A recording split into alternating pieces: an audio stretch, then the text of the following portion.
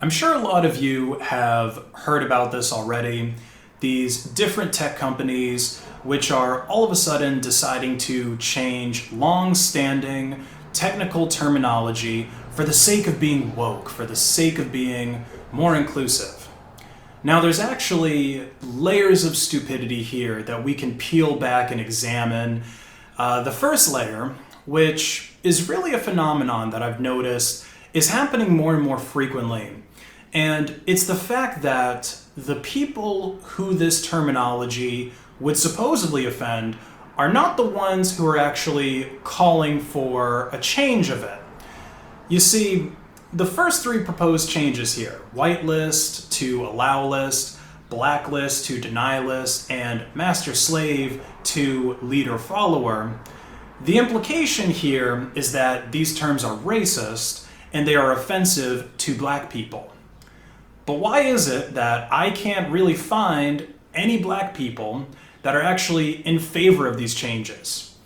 Well, it's because the people who think that this is really important are primarily white and Jewish liberals, who, by the way, never went to a black school. They never lived in a black neighborhood other than maybe the gentrified parts of it, which most black people can't even afford to live in, so I don't really count them as black neighborhoods anyway. These white and Jewish liberals, they never went to a black church. They never went to a black mosque. They never went to a black barbecue or a black block party or even dated a black person. So what makes them think that they actually understand the issues and the challenges of the black community and of black people here in America? Is it because they sat in some African American studies class in college, which again was likely taught by a white or Jewish liberal with no real connection to black people? You see, I've noticed that these types of movements, which are, again, created by white and Jewish liberals, are not really about solving the problems in the black community. At best, these movements will address surface level shit that just sounds good on TV, like saying that, oh, it's not fair because black people are poor, or a certain percentage of black people are poor. Or the new thing that they like to do is just talk about vague systematic racism, okay? Because then it's just ghostly and ethereal, and they don't actually have to nail down any real points. And the reason that they do this is really just so that they can get validation from their peers and get likes on Twitter. Because these people don't really care about blacks. And I honestly think that they don't even really like blacks. At best, they just like the idea of blacks. Because these same white and Jewish liberals, they enjoy seeing black people on TV, right? They like their black superheroes, but they don't actually want black people living in their neighborhoods or being their neighbors. Or they like to have a black governor. They like to have a black president, right? These are the same people who liked Obama, but they don't like a black guy dating their white daughters. So now, to get back to the topic, the next layer of stupidity here is the fact that this terminology will unnecessarily invalidate the technical documentation that already exists. You see, I used to be poor, and when you're a poor person, regardless of your race, you tend to use secondhand stuff. So when I was a poor person studying for my CompTIA A+ and my Network Plus exams, I used older secondhand textbooks, used textbooks.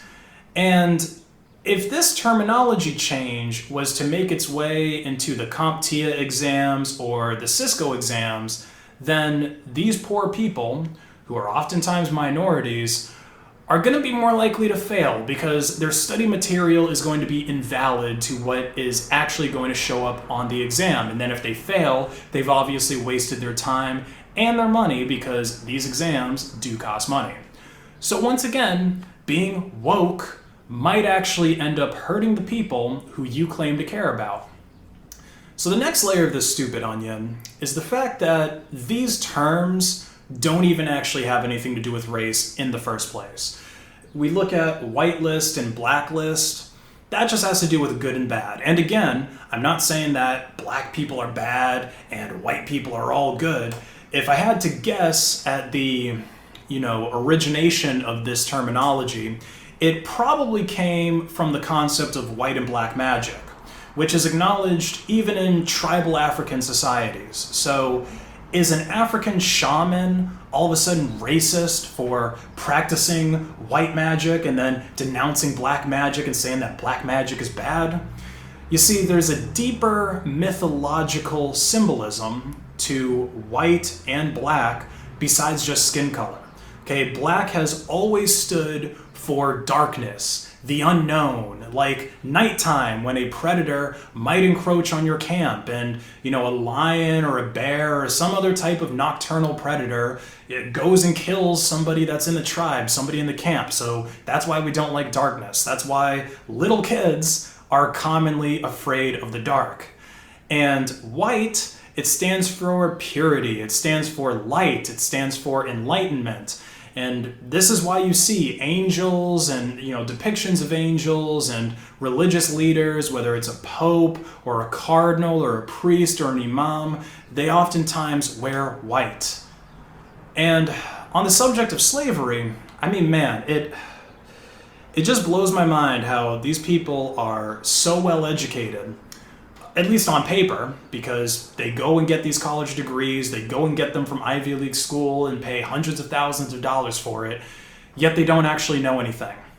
Every single civilization on the planet has had slaves at one point. And the slave class usually isn't even designated by race. Typically, the way that the slave class works is that it's designated by social and economic status.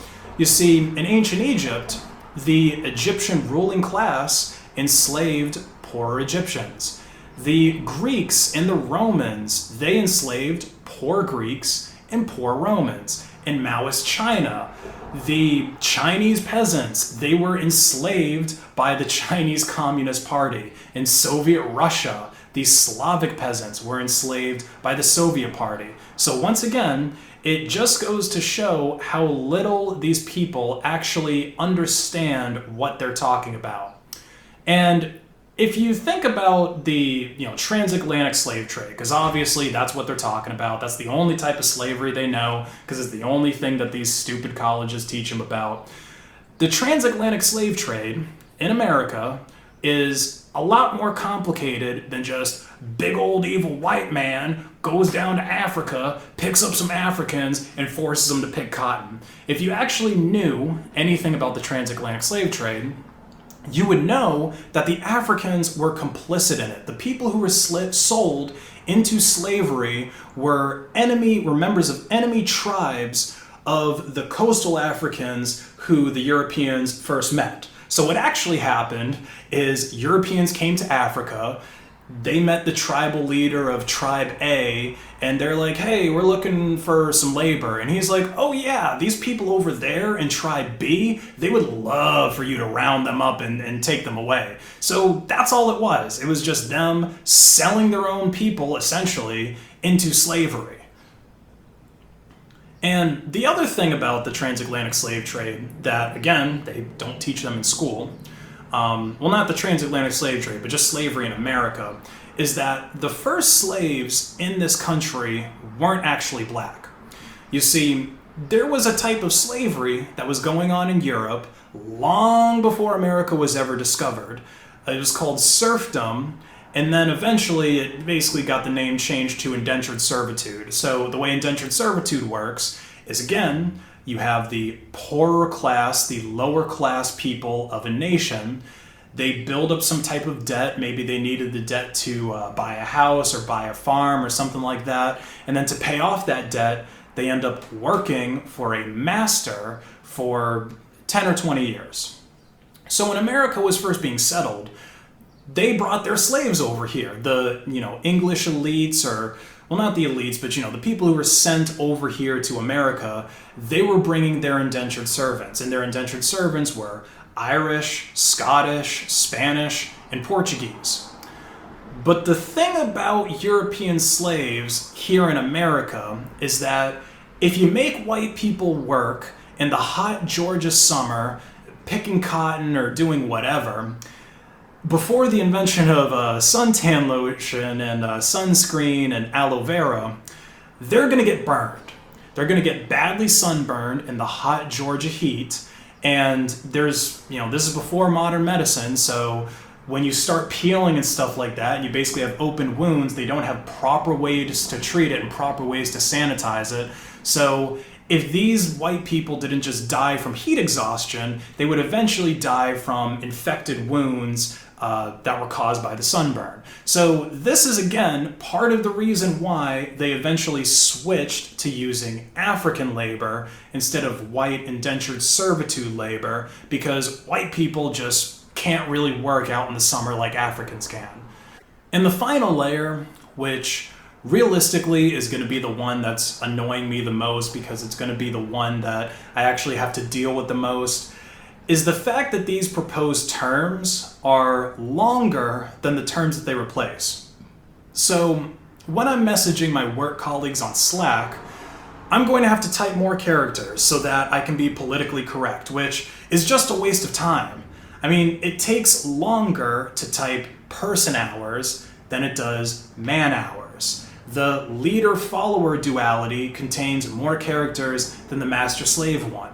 And I'm not interested in having my time wasted just for the illusion of being more inclusive, because I know that black people's position in this country is not going to improve all of a sudden because a bunch of engineers called it a deny list instead of a blacklist. So if you're really interested, if you're in one of these big tech companies and you're really interested in helping black people, first, you should actually take the time, you should spend some time around black people and take the time to have a real understanding of their problems instead of just this bullshit college level one that you got in African American studies. And then you can start solving those, because we really aren't as sensitive to this stuff as you guys keep making us out to be. If you're black, or really regardless of your skin color, if you grew up in a poor neighborhood or a rough neighborhood, you grew up in poverty, you probably have pretty thick skin. Then, at least thicker skin than these entitled liberals. I remember in my high school, when I was going to school in Atlanta, we used to roast each other in the cafeteria and say things so horrible to one another that these Jewish liberals would probably have a stroke if I was to repeat any of it. So stop pretending to care about our issues. Either do the real research and do the real work to fix that problem, or just mind your own business.